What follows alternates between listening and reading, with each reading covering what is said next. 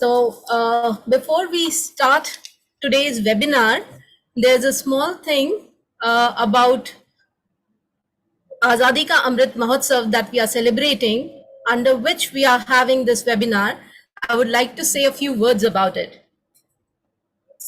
जैसा कि आप जानते हैं कि आजादी का अमृत महोत्सव एक प्रगतिशील भारत के 75 गौरवशाली वर्षों के मनाने का एक सतत उत्सव है।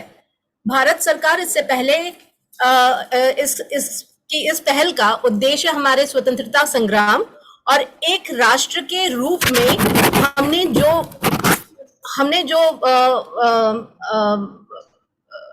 जो अचीव किया है, जो भी हमने अभी तक प्राप्त किया है, उस मील के पत्थरों को हम उस तरफ ध्यान आकर्षित करना चाहते हैं और उसको हम सेलिब्रेट करना चाहते हैं। आजादी का अमृत महोत्सव भारत के लोगों को समर्पित है, जिन्होंने देश के विकास और इसकी विकास यात्रा में महत्वपूर्ण भूमिका निभाई है। आजादी का अमृत महोत्सव के तत्वाधान में नागरिकों को अपने घरों में भारत का राष्ट्रीय ध्वज फहराने के लिए प्रोत्साहित किया जा रहा है, जिसके लिए एक अभियान चलाया जा रहा है, हर घर तिरंगा। अभियान का उद्देश्य लोगों के दिलों में देशभक्ति ओतप्रोत की भावना ओतप्रोत करने की है और राष्ट्र निर्माण के लिए अथक परिश्रम करने वालों के योगदान को गौरवान्वित करने के लिए ये मनाया जा रहा है। इसलिए skill council for green jobs आपसे विनती करती है कि 13 से 15 अगस्त 2022 की अवधि के दौरान अपने कार्यस्थल एवं घर पर राष्ट्रीय ध्वज फहराने और हर घर तिरंगा अभियान को एक शानदार सफलता प्रदान करने के लिए का समर्थन के लिए अनुरोध करते हैं। जय हिंद। एंड अब मैं आपको थोड़ा सा आज अपने जो स्पीकर हैं उनके बारे में बताना चाहूंगी। For all our participants, I would be now speaking in English, and I hereby solemnly welcome our esteemed speaker, Mr. Manu Srivastava, who is a 1991 batch Indian Administrative Service Officer from MP cadre. He holds BTech and MTech degrees in Electrical Engineering from IIT Delhi.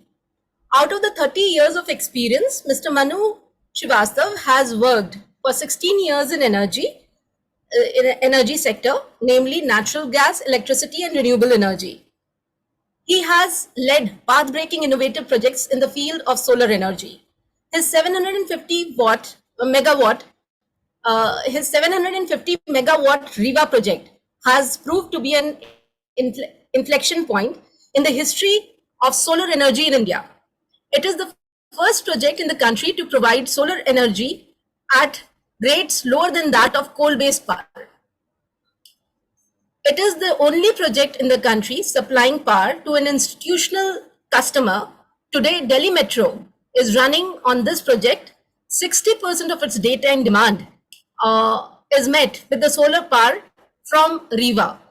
The project has been awarded World Bank Group's President's Award. Case study on this project is being used in the Harvard and Singapore Management University. This makes us all very proud. His solar rooftop projects have established a new way of setting up solar rooftop projects in the country. Zero investment by the beneficiary and savings for 25 years. In this model, MP government got lowest rate in the country. The project has been successfully implemented in over 100 organizations in the state. He is presently working with Niti Aayog under its initiative Sun's Blessings and Health, called Subha, to set up solar rooftop projects in health institutions all over the country without any investment by the beneficiary or the government. Both these projects have been selected by Capacity Building Commission, Government of India, as among I now request Mr. Manu Srivastava to speak on his topic, which is Rooftop Solar Project, Zero Investment, Savings from Day One, Moving Towards Net Zero. I request Mr. Manu Srivastava to now speak on the subject. Excuse me, ma'am. Before sir speaks, I would like to invite you, sir, to welcome Srivastava, sir. See you, sir. Thank you, Sangeeta. Thank you, PB. In fact, it is such a pleasure for us that we have Mr. Manu Srivastava, to whom I know probably from last 20-25 years, is with us today. And the most important thing for us is that he is present in the Office of Skill Council for Green Jobs. Probably he's the first speaker who is speaking from our desks, and it is our pleasure. It is an immense experience he carries with us in the entire energy sector and the renewable energy sector. His experience in IIT Delhi, in fact, strengthens it further that he can understand this subject. I would request Mr. Manu Srivastava to kindly take over. Thank you.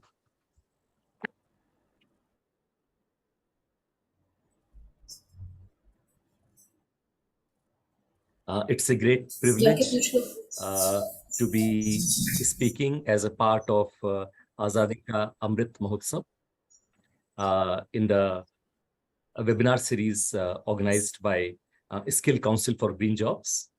The world is changing. We can see it all around us. And renewable energy has a great role to play.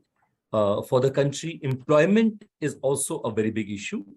And Skill Council for Green Jobs has a unique role in bringing together both these different aspects of ensuring that there are green jobs, that jobs which emanate from the green technology, the green movement that we're trying to build up. Today's session that I have been asked to speak on is about how to have rooftop solar projects with zero investment. That is, you don't invest any money at all. Savings from day one, meaning that the power that you get is cheaper than the DISCOM power that you get otherwise. And you are moving towards the net zero target. So how it can tick, we can tick all these boxes. Very often the impression we have, all of us have, is that if we work for the environment or we take decisions which are good for the environment, then we are doing a noble task, all right. But it is something that's not economically viable. It is something that we are doing it not for ourselves, but for the next generation or for saving the Mother Earth. My central argument or central point is that that is not the case. What we are doing is noble, yes. It's good for Mother Earth, yes. It's good for the next generation, yes. But it is also good for us. We save money while doing so. And that is the central thesis of what I would be talking about. So we make savings from day one. And we move towards the net zero target, because very often the size of the rooftop is not sufficient to entirely meet your energy requirement, but it substantially meets your energy requirement, depending upon the size of rooftop and the nature of energy requirement. You can say from 1/3 to 2/3 of your energy requirement can be met by solar panels on your own rooftop. And I would repeat, this is with zero investment and you're making savings from day one. I have a small presentation that I would start with.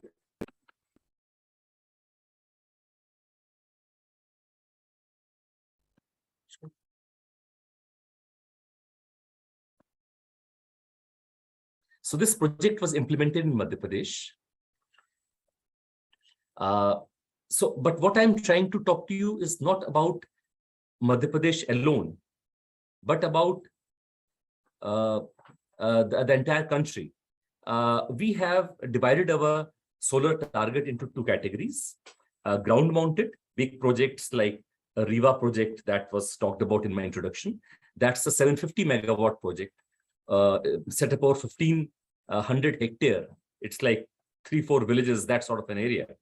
And then we have rooftop projects. So initially, the way the target was broken up was that 60% of our target was supposed to be achieved through ground-mounted big projects and 40% through rooftop projects. So as you would see in the presentation before you, we have accomplished almost 2/3 of the target for mega projects, for big ground-mounted projects. However, when it comes to rooftop, our performance has been less than impressive. Against a target of 40 gigawatt, we have accomplished around 6 gigawatt. So what is the reason for that? The reason is that most rooftop projects are set up in the CapEx mode. By CapEx mode, what I mean is that if you have an office or your house, then you're expected to invest in setting up your own solar project, which could be all right for a household. Let's say you have a household which requires 4 kilowatt. It might be investment of 2.5 lakh, which perhaps you might be able to do. But if there are bigger organizations which say require 200 kilowatt, then perhaps the requirement is far higher, and it could be 1 crore or so. So in that case, the organization might not have the resources, or they might not feel confident enough about the technology, about the whole thing to invest that sort of a money. Another big problem is that government very often does have money, but government is not very good at maintaining things. We all know that government facilities are not the best kept. So very often you would see there are solar panels on government offices, but they are simply not cleaned. And there is less solar production only because they are not cleaned. So, and very often they are based on batteries. So after the 5-year initial maintenance period, the projects are in a bad shape. So I would say that especially for government organizations, the CapEx mode is not a good way of setting up solar projects for 2 reasons. First, I think there are better ways to spend government money. A lot of, as we all know, government does face resource constraint. I think that money should be better spent on education, health. There are so many other avenues than solar technology, where there is a lot of private capital, private enterprise available who are willing to set up projects. The more important thing is that government is not able to maintain projects. So that is why I'm not a big votary of solar projects, especially in government organizations in the CapEx mode. So the way out is, let me just say that I would not have, session is for an hour, but I would not speak for an hour. I would speak for some time, and then I would leave the floor open for questions. So whatever questions you have, just keep them with you. I would be more than happy to reply. Okay, so as I said that I'm not a big fan of the CapEx mode. Something that makes far more sense is setting up solar projects in what can be called the PPP, public-private partnership mode, or the OPEX mode, or what is called RESCO in the solar terminology. They all mean the same thing. RESCO means Renewable Energy Service Company. They all mean essentially the same thing, that the building owner, the organization who has the rooftop, they don't invest anything at all. A private investor comes. The private investor sets up a solar project on your building with its own resources, and it maintains it for the next 25 years. This solar developer recovers its investment, both its capital investment and its regular maintenance, cleaning, and all that expenditure for the next 25 years by charging you for the power that it supplies to you. So in this way, the responsibility of O&M is with the developer for all 25 years. That ensures that the project actually runs. As I said earlier, the biggest drawback with government projects very often is that they're not maintained well. and there is dust accumulates, production dips, or there is a wire that gets loose, etc. Now, all that is not the concern of the organization at all. For the next 25 years, the developer is bothered about whether the wire is in place, whether it's cleaned properly or not, because the payment to the developer is not a fixed payment. It is a payment on the energy supplied. So if there is a dip in the energy because a wire became loose, or there was dust accumulated, or there is some a bird dropping on the panel somewhere, the developer loses. So the developer makes sure that none of these reasons are reasons for dip in the supply of energy. In this model, there is no minimum charge. There is no fixed development to the developer. This guarantees optimum production, and it ensures that you continue to benefit regularly. For example, in organizations in Madhya Pradesh, for example, I am Indore, is getting power at almost 1/4 the rate of the discount. So they are making 75% saving. So they continue to make this saving for the next 25 years. And there is no risk that they bear. The entire risk and responsibility is with the private developer. I would just compare the rates. You would see the rates in brown. The rates in brown are the discom rates, and the rates in the color of sun in yellow saffron, that is the rate of power, solar power supplied under this model through the roof most rate in the country. This project, so we have implemented this project over central government organizations, where we got a rate of 1 rupee 38 paisa, over Power Grid, which is a government of India organization, but they preferred to set up their project through us, and they got very low rates, 1 rupee 58 paisa. Urban local bodies, that is municipal corporations, in medical colleges, and I must share with you, I'll talk about this later as well, that the medical college project is being replicated now throughout the country. Niti Aayog has agreed to replicate MP's project to set up solar rooftop projects over health institutions all over the country. Our universities are getting power at very low rates, 1 rupee 90 paisa. Our 72 colleges in the state are getting power at this rate. Police establishments, ITIs. This tariff increases by 3% every year. As against that, we have seen that discom tariff usually increases by 4 to 5% every year. So the benefit that you are getting continues to increase.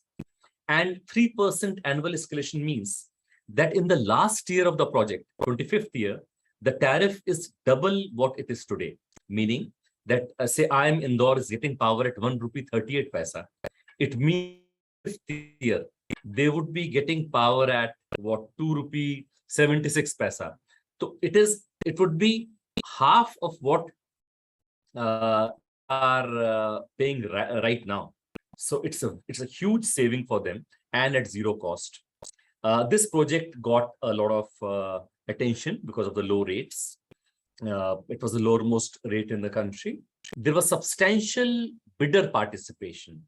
A lot of companies, international companies, they participated in our bid because we had taken care of the risks and uncertainties that those developers might face in the project. So we had a lot of participation in the tender. We had 31 participants who oversubscribed the tender by 7 times. Then we had a replication of it in Madhya Pradesh itself. That was oversubscribed again by 630%. And all the major rooftop players in the country, they participated in our bid. And these are the rates that we got. The lowermost rate is for the 2 buildings at the top, I am Indore and Central Academy of Police Training, 1 rupee 38 paisa. Then 9 sites of Power Grid, we are giving power at 1 rupee 58 paisa. Medical colleges was in 2 rounds. We got 1 rupee 63 paisa in the second paisa. A lot of Government of India organizations, National Law University in Bhopal, School of Planning and Architecture in Bhopal, AG Office Gwalior, triple ITMs in Gwalior and Jabalpur, Sports Authority, they are all getting at 1 rupee 67 paisa. Municipal corporations are getting at 169. And all these projects are completed and running. I mean, whatever you see on the screen in front of you are not, is not just some bidding result. These are projects that were bid out. They have been completed and they are successfully running. 11 of our government universities are getting power at 1 rupee 91 paisa. 72 government colleges all over the state. It's not just in the divisional headquarters or the district headquarters, also in the taluk or tehsil headquarters, who are getting power at 2 rupee 21 paisa.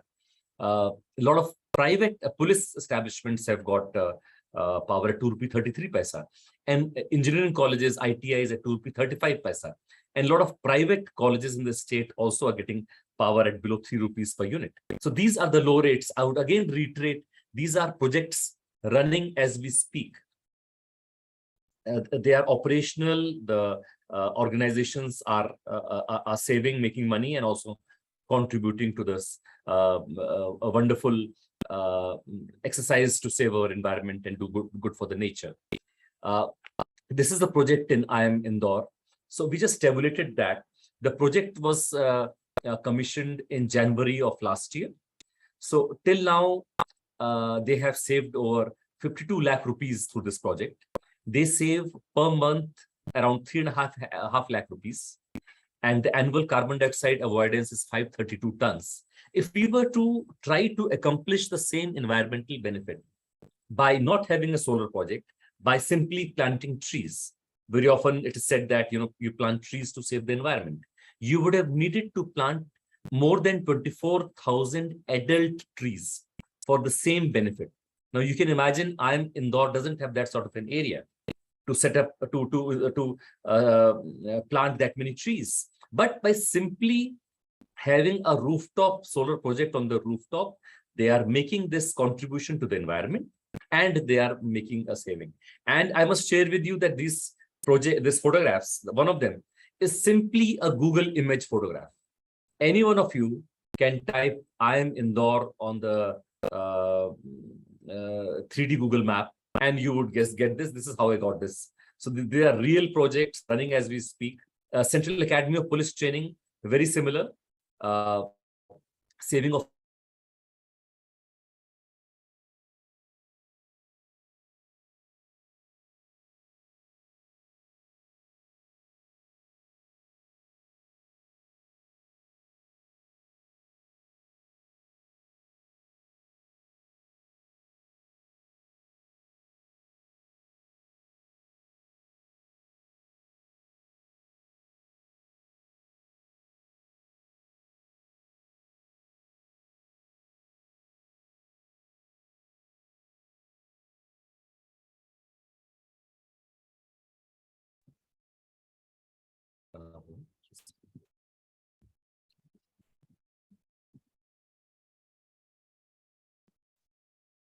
I think you lost me.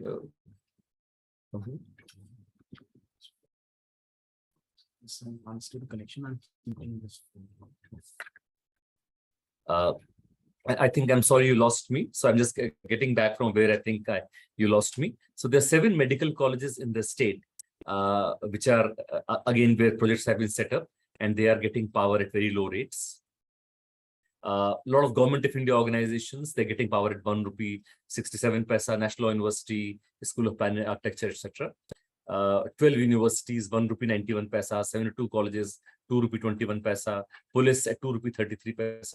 The issue that arises is, how were we able to get these rates? So these are principles that are common to a big project like REWA or a small project like what we have done. Firstly, we prepared the project well. I don't think I would have the time for going on these items in great detail, but I would briefly talk about this. So when the bidder bid, he or she knew that where they have to set up the project. So for example, when we bid for our government colleges, they knew that where the projects would be, which places, which colleges. It was not a blank tender. Other organizations in the country have had blank tenders where you say that you bid for UP or MP. Now, the bidder does not know in UP or MP which buildings does he have to set up the projects on. The developer has actually to go and convince the building owner that why don't you set up a solar rooftop project under my model. Now, you can imagine if a developer goes to Dean Medical College, Meerut, and tells him that, well, this is a 200-page document. Why don't you sign this? And I would set up a solar rooftop project on your medical college. Now, do you think Dean Medical College, Meerut, would have the bandwidth or the interest or the understanding to agree to that? What we did was that we talked to the various departments, the departments that showed interest, the organizations that showed interest, only they were a part of the project. Then addressing information asymmetry, what we did was that each and every building where the project had to be set up, we developed a Google image. I would share that with you. And we even developed a pre-engineering design that was available to the bidder. So the bidder could actually see that if they have to set up a solar rooftop project on, let's say, Government College Ujjain, what is the nature of the project? How many panels would be needed? How many modules? Even how much copper wire would be needed? And this was true for each and every building. So if we had, say, 100 college buildings in the state, then there were 100 folders with this information about each one of those colleges. And the bidder, at the click of a button or a mouse, really, could see what is the capital requirement, what is the nature of project for each one of them. That is why they could bid at such low rates. Then, see, the project essentially involves a 24-year agreement between someone who's supplying power and someone who's buying power. So the agreements have to be strong. They have to take care of all the eventualities. And we also had a tied up or stapled financing, meaning that if a bidder wins the project, then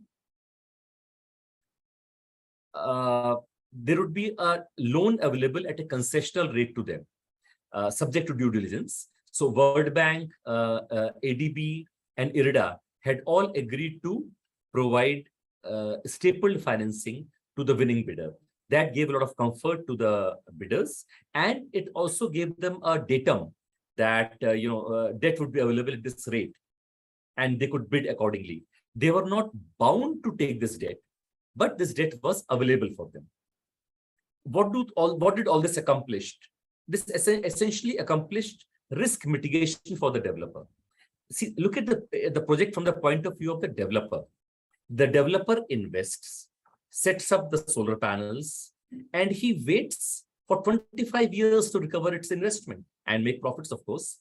But so, and the project is being set up on the rooftop of that organization. So if you're talking of IIM Indore, the rooftop project has been set on IIM Indore's buildings, and IIM Indore has to pay to the developer. Now, if the developer feels that IIM Indore would not do it, then look at their risk. Their project, their investment is in IIM Indore. If IIM Indore doesn't allow him to enter their premises and stops paying their bills, what does the developer do apart from going to the court? So the risk has to be mitigated. The developer is putting all his investment. We have to make sure that its risk is mitigated, lessened, and that is how we could get these low rates. This is essentially the principle through which we could do it. I talked to you about the data room. So this is the data room. This is a college in Bhopal. So you right-hand side that we knew, or the bidders knew, each bidder, that, for example, this project requires 4 inverters. It requires 247 modules, and it requires 817.8 meters of copper wire. So this sort of detailing was available to the bidders for each and every site. They were not bound to follow this this pre-engineering design. They were free to do it the way they wanted it. But it gave them a basic information that this project has this requirement. So it gave them more confidence regarding the project. I talked to you about health institutions, and it is being replicated in by Niti Aayog. So these are the savings from the medical colleges in Madhya Pradesh. The total saving, average monthly saving is over 16.5 lakh rupees. And the savings till now, the projects have been set up in the last 1.5 to 2 years. One of them just few months back. The total saving is over 3 crore rupees. And I would reiterate, this is with zero investment by any of these medical colleges. So that is the title of today's webinar, zero investment, savings from day one. You can say what the savings are. A medical college is saving 16.5 lakh rupees per month. And you are moving towards net zero target. Looking at the environmental benefit through these projects in the health institutions, the annual carbon dioxide avoidance is 2,732 tons. And if we were to use the planting of trees route, we would need to plant around 1.25 lakh trees. Here, we did nothing of the sort. We only put solar panels on the rooftops. And the environmental benefit is equal to what we would get if we plant around 1.25 lakh trees. I told you about Niti Aayog's initiative. So they are planning to replicate MP's rooftop project to set up solar rooftops on health institutions throughout the country. The project is titled Subah, Sun's Blessings and Health. And it's working with the various states to try to do it in various states. World Bank is also supporting Niti Aayog in this endeavor. I'm also personally involved in the project. I'm the expert in the committee guiding the project. This project has been already launched. You can see Mr. Amitabh Kant, the earlier CEO, is speaking to the various states about the project. And Subah name is also relevant to the sun, sun's blessings and health. Mr. Junaid Ahmed, the earlier World Bank country director, was also present in the project. He said that Subah is India's big message for COP26. So this brings me to the end of my presentation. I had thought that I would keep around half the time for my presentation, which is I'm almost there. I think past it by a few minutes, and the other half I would leave for questions from you. So I would look forward to questions. From your side. Thank you very much, Srivastava. It is such a pleasure. In fact, it is something, a presentation about which all of us would like to know more and more and more, frankly speaking. And this is one of the most successful projects. Not only this, but what you did in Reva was also an example. Can I request you to maybe just spend 5 minutes on Reva, and then we proceed for maybe verbally? Nothing. Yeah. There's no issue. So Reva, when Reva was set up, then Government of India used to pay subsidy to get power at 4.5 rupees per unit. It was thought that 4.5 was too low for anyone to provide solar power. So the bidding was on the subsidy, and the organization which took the least subsidy was given the project. In that sort of scenario, I took an initiative and I set up a state project. I set up a company called RUMS, Reva Ultra Mega Solar. At that time, up till now, actually, all projects in India have been set up only by SECI or NTPC. So I set up this company, RUMS, and we did the entire gamut. We developed the land, the infrastructure, we developed the documents, we identified the procurers, we did the entire exercise, and we got a tariff of below 3 rupees. So while Government of India organizations were paying subsidy, we get a tariff of 4.5 rupees, we got a tariff of below 3 rupees. So it was the first project in India which got prices of solar below coal-based prices and without any subsidy. After that, Government of India has been kind enough to get our principals together and legally notify them as standard bidding documents. And now all projects in India are bound to follow those guidelines. Many of you might be from Delhi. So just sharing that Delhi Metro gets 1/4 of power from that project. And during the daytime, 65% of their demand is met from this project in Madhya Pradesh. And they are saving 100 crore per annum because of using solar energy rather than the discom power. It brings me back to the same point that using solar energy is noble, but it's not a fool's errand. It's not something that which is economically unviable. You do it not only for the Mother Earth, not only for the next generation, you do it for today. You make a saving. Your bank account, you make a saving, your bank account prospers, smiles because of you using solar power. So this project has a lot of recognition. It's being used as a case study in the Harvard University. It is being used as a case study in Singapore Management University. I would also like to add that Capacity Building Commission, Government of India set up recently, has identified 15 top innovations in the country.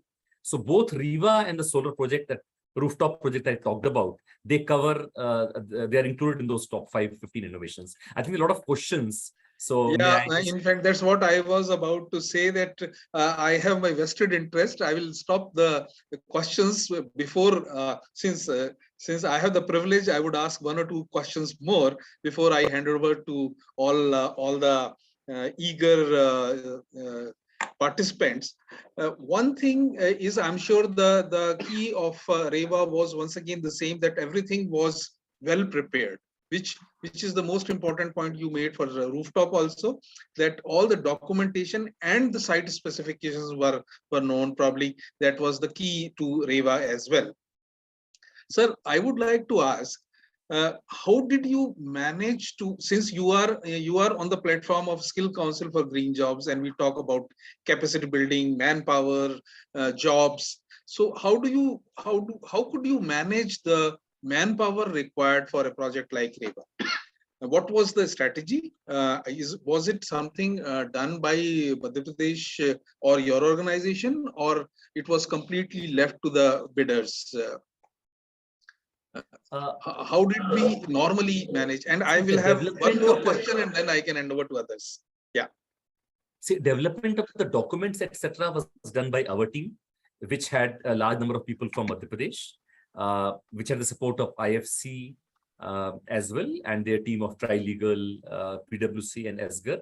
When it comes to development of the project, most of our developers, their large number of staff is from the state of Madhya Pradesh. There are also people from outside the state, but large number, especially the workers and the security guards and everything, they're all from Madhya Pradesh. And I believe that if you have a good project, then getting manpower is not the challenge. And I'm now thankfully organizations like your organization are actively working in the field, and there will be no dearth for solar developers to get the staff with the required technical manpower.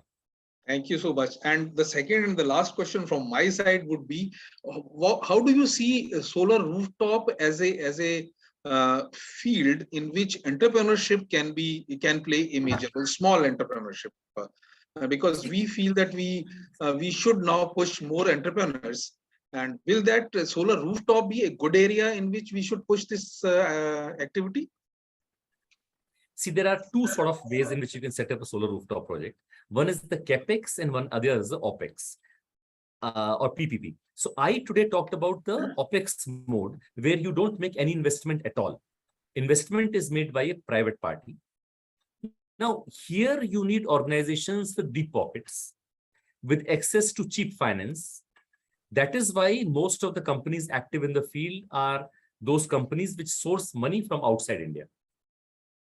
But even these companies need EPC contractors to actually execute the project. And the other category is that if you set up a project, a CapEx project, like if in a household, you want a 4 kilowatt project, you just spend 2 lakh rupees and set up a project. Now, here again, you need people do it. These are things which can be done by small entrepreneurs. But when it talks of big projects with an OpEx, with huge investments, the money at least has to come from a big company, usually with access to cheap finance, which in today's world is mostly money from outside India, because money from outside India is actually cheaper than money in the country. So Thank you now so I much. would And request we have the privilege that you are sitting in our office. So I'll have a detailed discussion on that as to how we develop capacity building. I would also like to inform you a very good thing. Being Madhya Pradesh being a leader in solar and ground mount as well as rooftop, I would like to inform that one of your students was a national winner in skill competition, and he has been further taken to Japan for a world skill competition. He is from Madhya Pradesh, and also the chief expert for the world skills is from India, and not only from India but from Madhya Pradesh. He is Mr. Abhinav Shukla. He is present on the call, and I'm sure he would also like to interact with you. So these are two important more milestones for Madhya Pradesh, and we would take advantage of your presence in Madhya Pradesh to take this forward. Now it is over to all the speakers. I can see Dr. Dhamija raising the hand. Dr. Dhamija, please. Yeah, good afternoon, sir. Very happy to have you here with us. And we know that right from MNRE days, MP has been always the leader in renewable energy. And we are very proud to be associated with you, sir. I have a very small question, though this is not my main field. I am more from the biomass. Sir, you said that the beneficiaries have a resistance. They are quite reluctant to have rooftops. Now, recently, Prime Minister has launched the national portal for rooftops. How do you think this will facilitate or this will help in creating or overcoming these obstacles? Sir? And second thing, sir, any carbon credits earned from these projects? Yeah, these are two things. Thank you, sir. yeah. On the first issue, yes, such initiatives like national portal do help because there are some permissions from discoms, etc. So it would definitely help that. However, I would, stress the same point that I said, that if you have money, you have an option of spending your own money and setting up a project, or letting someone else set up the project for you and simply buy power from the project. So if you look at ground-mounted projects, government never tries to set up a project. I mean, like Riva project is not set up with government money. Government has, set up with private investment. So I don't understand why the same principles should not really apply to a rooftop project. We should, just as we are not thinking of investing in a ground-mounted project, I don't think should really bother. And if the government has money, there are, I'm sure, better ways of spending money. We need to spend so much more on education, on health, on so many other things. Solar is an area where private enterprise, private capital is available, and you make savings just getting it. I personally believe that makes more sense. And So the other issue you said is about carbon credits. the carbon credits. So, carbon credits has recently become a very viable option. And I would say that if you set up a new project, around 5 to 10% of the project cost can be recovered through carbon credits. So if the present rates continue, this is going to help the cause of solar sector a lot. Mr. Ramnivas Jha, could I request you to ask your unmute and ask your question, please? Yeah, please. Thank you very much. Hello. Yeah, we can hear you, Mr. Ramnivas. Okay. First of all, let me introduce myself. My name is Ramnivas Jha, and I am from the industry in the energy sector. I have experience of around 4 decades in the industry, and I am part of a solar power company based at Dubai and having Center of Excellence, that is design office in Jaipur. Right now, I am calling from Bombay because I coordinate things from Bombay. Sir, first of all, I must congratulate you that these are the things being spoken by a senior bureaucrat like you. I have not seen any senior bureaucrat at your level conveying and talking like this. So I must congratulate you. My all praise for you. Now I will ask few questions with due apology. Number one, I am in knowledge of few cases where, good contractors, good companies, they set up a project, they signed the power purchase agreement, and just because government changed, the bureaucrats changed, that commitment was not honored. The power purchase agreement was put in the basket. So I'm really, perplexed to ask this kind of question from you, because I do not know whether you'll be able to give diplomatic answer or maybe the real answer. So this is question number one. Just a minute. I think somebody intervened. No, it's fine. Please continue with the question. Yeah. Please. The next question is regarding the basis of rates, the tariff you talked about, which appear to be very, very low. You also talked about the stapled financing, that is the rate, a much lower rate where this mitigation is taken care of. Unless we have details of that, we cannot be very sure about what you are talking. I will take your statement by words, that is fine. But at the same time, a person who invests, a company which invests, they have to have real calculation of return on investment, etc., etc. Now, you also talked about saving by the end user. But sir, due apology, you did not talk about saving of the contractor. Unless contractor saves on his investment, I don't think any contractor will come for business. Unless the contractor decides to do work for charity. No, there are companies who are doing this work. Maybe sometimes I also do. But generally this doesn't happen, because if I cannot feed myself, I cannot feed others. Very simple. Yeah, these are the four questions which I have posed. If the immediate answer is not available, I can share why should not be available? Okay, because I have executed a project, so it's available. So the first question that you said is about governments reneging upon contracts. Yes, now, sir. That is a more fundamental problem. As I agree. Not to say that I have a ready-made answer to that, but what I can say is that I talked a lot about risk and uncertainty of the developer. So the more you do things to lessen the risk and the uncertainty, the lesser rate that you get. Now, the state where it happened is, I would say that this has done some sort of a disservice to the cause of solar industry in the country, because people have begun to doubt the whether PPAs, power purchase agreements, are meant to be respected in our country. That is a fundamental problem. I would not disagree with that. At the same time, I would say that the courts have stepped in.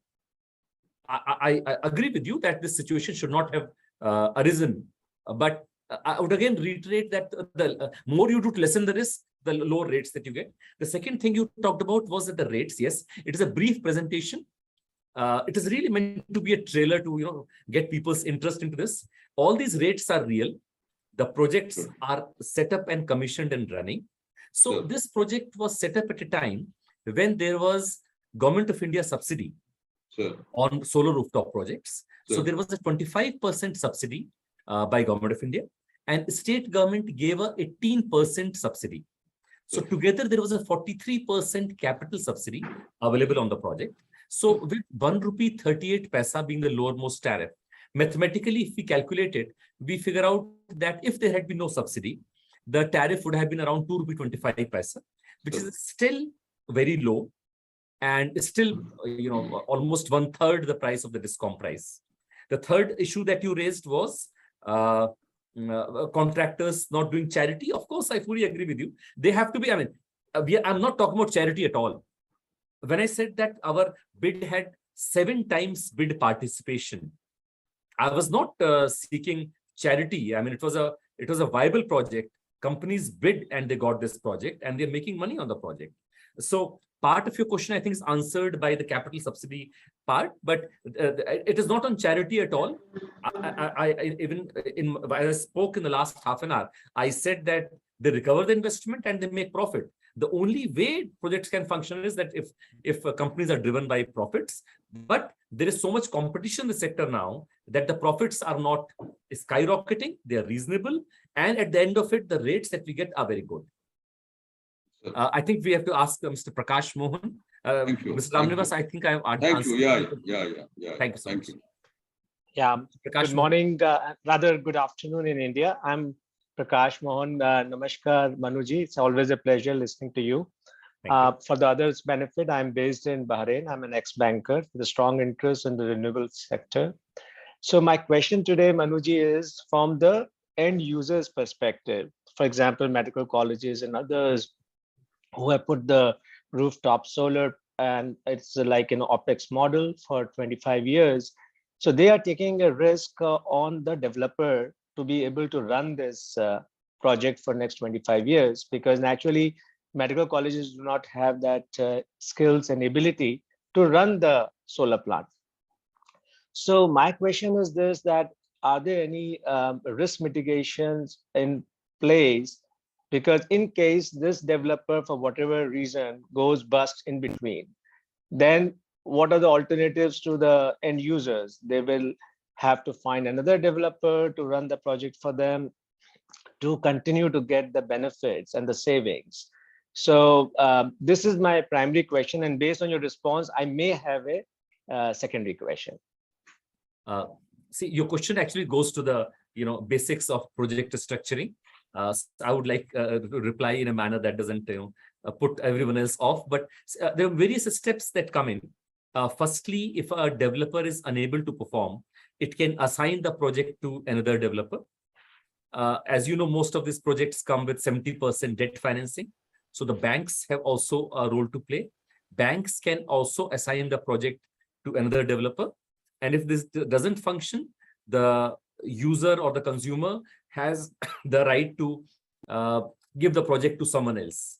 This is, of course, functional where the failure came from, but these are the various possibilities. But I would say that I would rather place a greater premium on risk mitigation of the developer, because if you just compare their two roles, whose risk is greater? I feel the developer's risk is far greater. They have put all their investment on, say, a power grid building, and power grid has to make payments to them. If one day power grid locks its gates and says, I'm not giving you your bills and you aren't getting your panels back, the developer can only go to the court, and we know how long courts take to decide cases in India. So the risk of the developer is substantial. So I would not be in favor of putting some sort of a performance guarantee or something that loads onto the price. I would say that the basic pattern of the developer having invested all that, we should be hopeful that he would be sagacious enough to guard his investment and to ensure that his investment pays him for the next 25 years. Thank you very much. I appreciate the response. Thank you. Thanks. I would request, does anyone else have any other questions, please, to ask? There's some questions in the chat box. So let me try. I'll take a minute. I think Prem wants to ask something. Before that, sir, I would like to take the privilege of introducing. I can see that Mr. Shivam is there, who is the national winner in solar skill competitions. Shivam, are you there? Can you hear me? Yes, sir, I can hear you. Yeah, can you switch on your video?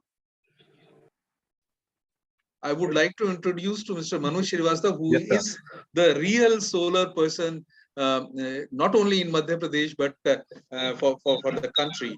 And I would suggest, and I will take your permission, sir, that Shivam can come one day and meet you in Bhopal, any of these days. Congratulations, Shivam, and nice to meet you. Hi, sir. Nice to meet you too, sir. Is it possible to switch on your video? No, sir. I am trying, but host has disabled the video. Admin, can you please allow? Yes. So most likely, sir, what we are expecting from Shivam this time is that he would be going to Japan in October, and fairly good preparation at the national level And we are, Shivam, we are expecting that you will get us a gold this time. Yes. Okay. And I'm sure Mr. Manu Srivastava would be so proud when you come back with a winning battle. Sir, I would request Shivam to come any one of these days and meet you in Bhopal.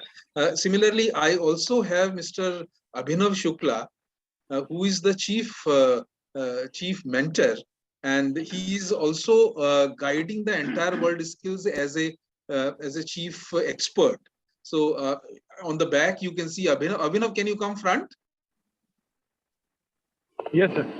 Yeah, he is our master trainer, and he has been guiding our students in the skill competitions. And I would suggest both of you can go and call on Mr. Srivastava one of these days, and definitely take his blessings before both of you go to Japan for the competition. Okay, sir, this is what I wanted to say. Kamal, Prem, you can ask a quick question. Thank you, sir. Thank you very much. Thank you so much, sir. And your work has been set example in solar industry. This is, many other states following your contract. The way you have trained your contract. I have one question regarding, sir. During the COVID situation when there was, Delhi Metro was not running or running very partly, basically. In that way, how the interest of developer is regarded because the Delhi Metro was procuring part from Viva project. So the curtailment, how did you have framed the contract? I'm sorry, Prem. I'm unable to hear what you're saying. If you can type your question on the chat, I would answer that. Fine, sir. I'm unable to hear you. Meanwhile, let me answer while Prem types his question. Let me answer a question from Mr. Deepak Rai. He has said that how to accelerate this model for commercial industrial customers. So one thing that I see is that it is a big enough industry. There would be developers interested. The problem is that if there are smaller industries, how do you, make the developers interested? So one way you can address is by demand aggregation. Like how we did, that if there is one college in Madhya Pradesh wanting to set up a solar project, not many developers would have been interested. But because we collected together 100 colleges, so it became a reasonable project. See, one college would require a project of, let's say, 20 kilowatt. Now, which developer would be interested in a project of 20 kilowatt? 20 kilowatt would be 10 lakh of investment.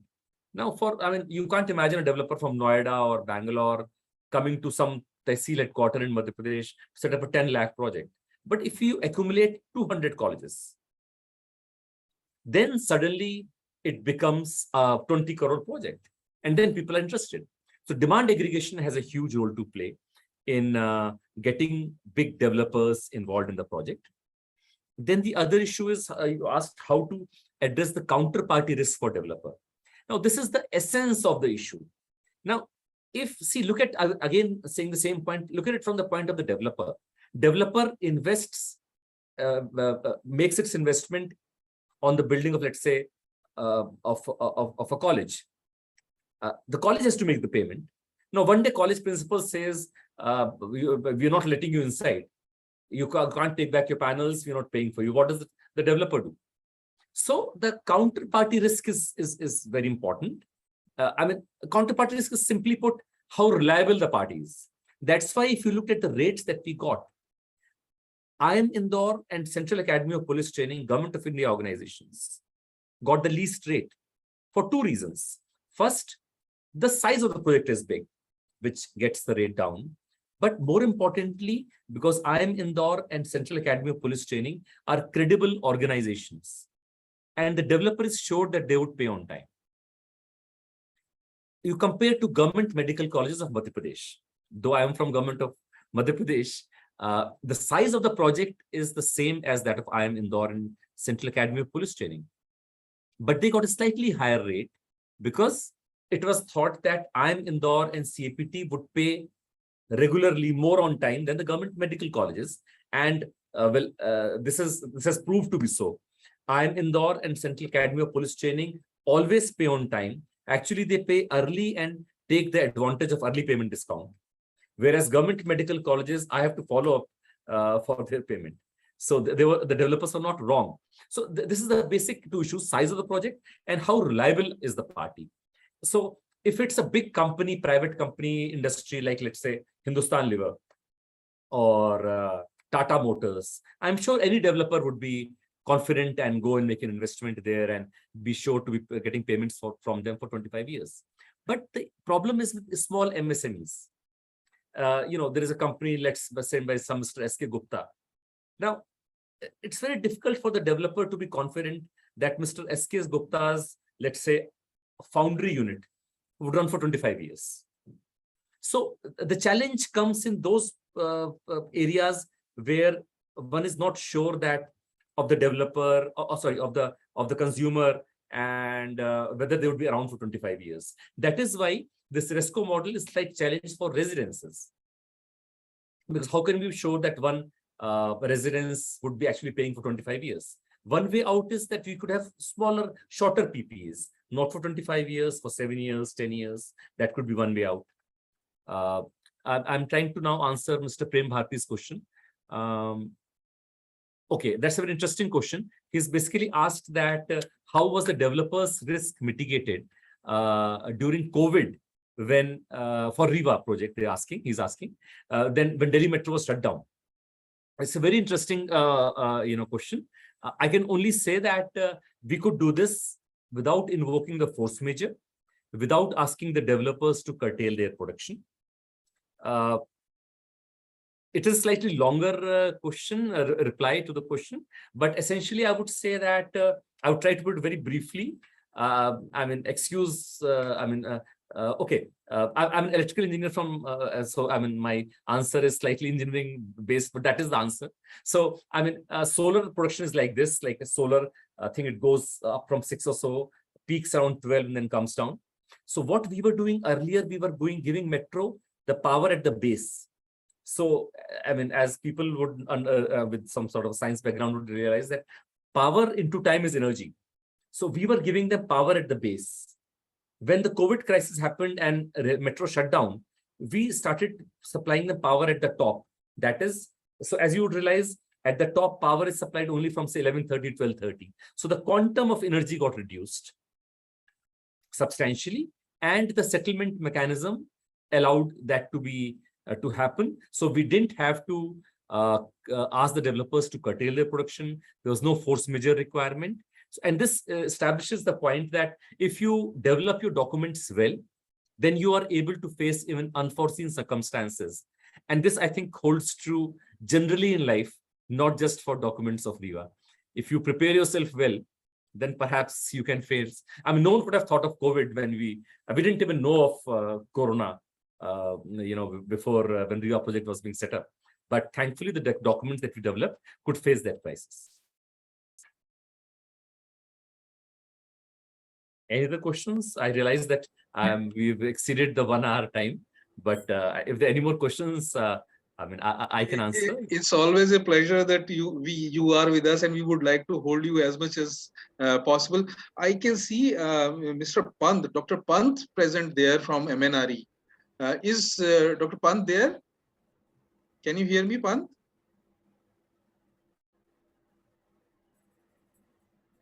I think he must have left.